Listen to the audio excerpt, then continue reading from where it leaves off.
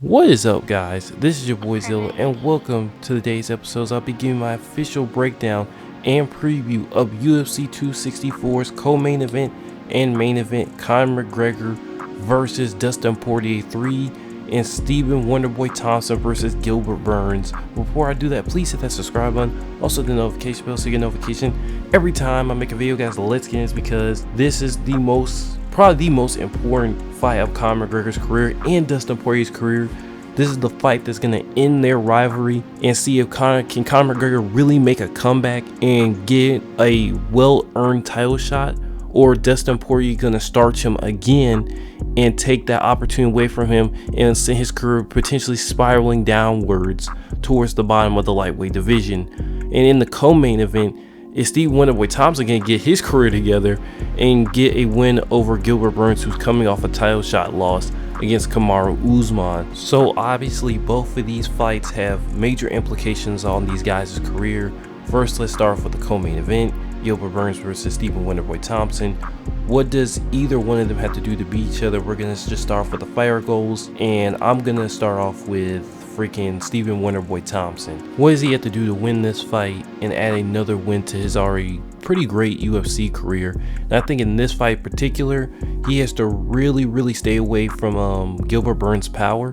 He has to stay at a distance, keep chopping him, keep resetting his position, because Gilbert Burns is going to make multiple amount of attempts to try to get on his inside, use his strength, try to take him down. And I think keeping that balance and that striking technique and keeping Gilbert Burns on his toes and having him reset every 2 or 3 punches and have to try and come back in is going to frustrate him into try and make a mistake, and you can try to capitalize off of that. And for Gilbert Burns, I think the goal for him is to do just the opposite: get inside, try to get in the clinch, try to take Wonderboy down. And once you take him down, then you have a major advantage in the fight, because once you start taking his stamina, you start taking his speed away from him. And once you start taking his speed, then the fight really gets dicey for Wonderboy and what he can do offensively to try and counteract your pressure against him. Well, in my official prediction, I think that Gilbert Burns will take the win. He's going to be able to pressure Wonderboy into whatever he wants. He's going to put on a really good fight, and I think this fight goes 5 rounds to a decision victory for Gilbert Burns. Now let's get to the main event, the fight that's going to define both of these guys' careers: Conor McGregor versus Dustin Poirier.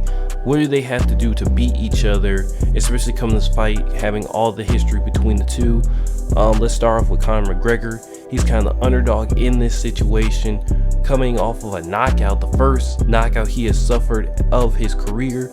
He, to me, has to take what happened in the first minute of the fight without the leg kicks. Check the leg kicks and make sure every once in a while you take that front leg off the center line. You're going to have to recede that in the Dustin Poirier fight, because he's going to keep trying to target that and going to try and take it out and take away your mobility. Take it off, deal with, maybe a little bit of slug outs and not having that front foot advantage, and just go from there, because Conor McGregor's accuracy was great in that fight.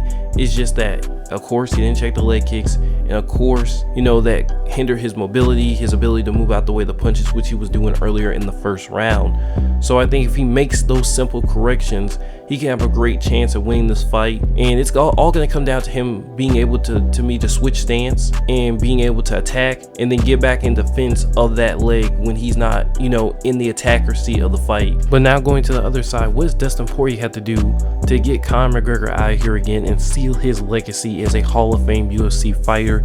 And to me, Dustin Poirier has to go at that leg again, bro.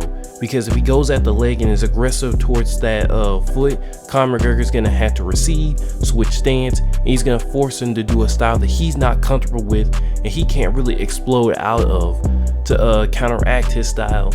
And I think Dustin Poirier, being in so many slug outs, he knows where his limits are, and he knows how to get close without getting hit too much, be able to switch up the fight with the takedown, and really control the overall pace of the fight. The one thing he has to watch out is have good head movement, make sure he's not getting hit by anything, because in that last fight, he made a tactical striking mistake, and he's lucky that Conor McGregor had so much rust that he couldn't capitalize off of him being so wobbled and not realizing it fast enough, and actually being kind of timid to not go after the knockout. So, and even he said that in an interview. So he needs to tighten up the striking, You know, stay tough, stay strong, throw leg kicks, be aggressive, and really try to pressure Conor McGregor when he's not in his aggressive stances. And that's really what the fight is going to come down to me. It's going to be about skill and freaking technique. And that's what these two guys epitomizes with their two styles. You know, Dustin Poirier being a slugger and the master of that style, Conor McGregor being more of a pick your shots type of guy, and he can also put in some kickboxing with it. So to me, who do I think is going to win this fight? It's hard for me to bet against one or the other because they're so even in what they do. I'm going to lean towards Conor McGregor because we have a track record whenever he loses and goes into a rematch, he changes his style and really takes that fight serious. Whereas I think these other fights with Khabib, with Dustin Poirier now, and Cowboy Cerrone, minus that fight, his scheduling, he really doesn't feel, I don't feel like he takes the fight serious. So if he takes it in this case, I think he wins, but I would not be surprised if this goes 5 rounds and Dustin Poirier gets the decision victory. Conor McGregor definitely has his work cut out for him, but this is just my official predictions. Put your predictions in the comment section below. This has been the best Gojira and UFC news. Sign out, guys. I will see you guys next time.